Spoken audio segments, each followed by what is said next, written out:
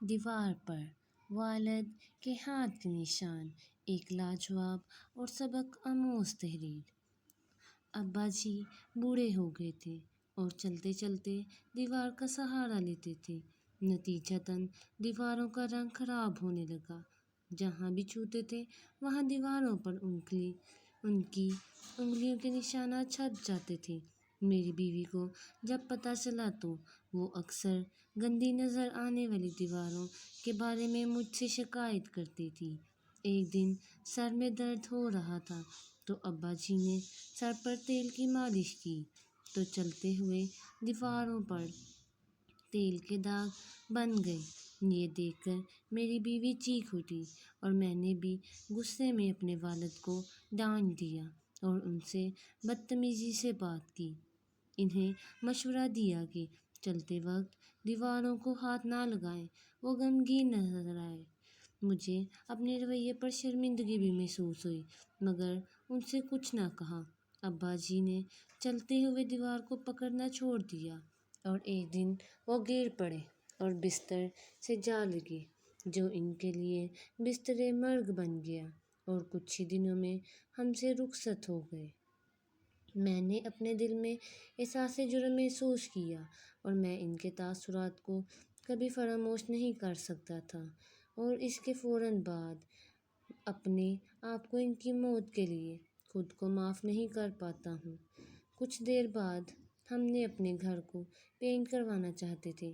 جب پینٹر آئے تو میرا بیٹا، جو اپنے دادا سے پیار کرتا تھا، نے مصوروں کو دادا کی انگلیوں کے نشانات صاف کرنے اور ان علاقوں کو پینٹ کرنے کی اجازت نہیں دی۔ پینٹر بہت اچھے اور جدت پسند تھے۔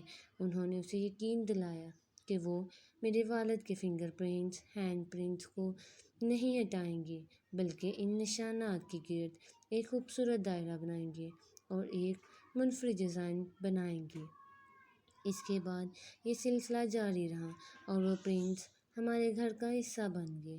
ہمارے گھر آنے والے ہر فرد نے ہمارے منفرد ڈیزائن کی تعریف کی۔ وقت کے ساتھ ساتھ میں بھی بوڑھا ہوتا گیا۔ اب مجھے چلنے کے لیے دیوار کے سہارے کی ضرورت تھی۔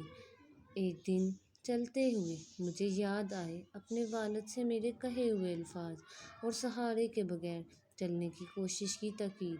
میرے بیٹے نے یہ دیکھا اور فوراً میرے پاس آیا اور چلتے ہوئے مجھے دیواروں کا سہارا لینے کو کہا، اس خدشے کا اظہار کرتے ہوئے کہ میں سہارے کے بغیر گر سکتا ہوں۔ میں نے دیکھا کہ میرا بیٹا مجھے پکڑے ہوئے ہے۔ میری پوتی فوراً آگے بڑھ آئی اور پیار سے میرا ہاتھ اپنے کندھے پر رکھ کر سہارا دیا۔ میں تقریباً خاموشی سے رونے لگا۔ اگر میں نے اپنے والد کے لیے بھی یہی کیا ہوتا تو وہ زیادہ دیر تک زندہ رہتے۔ میری پوتی نے مجھے ساتھ لیا اور صوفے پر بٹھایا۔ پھر اس نے مجھے دکھانے کے لیے اپنی ڈرائنگ بک نکالی۔ اس کے استانی نے اس کی ڈرائنگ کی تعریف کی تھی اور اس کو بہترین مارکس دیے تھے۔ خاکہ دیواروں پر میرے والد کے ہاتھ کے نشان کا تھا۔ اس کے ریمارکس تھے، کاش ہر بچہ بوڑھوں سے اسی طرح پیار کرے۔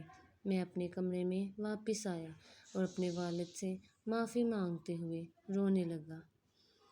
آئیے اپنے بڑوں کا خیال رکھیں اور اپنے بچوں کو بھی یہی سکھائیں۔ اپنے گھر والوں کو بھی بتائیں کہ یہ بزرگ قیمتی ہوتے ہیں۔ دیوار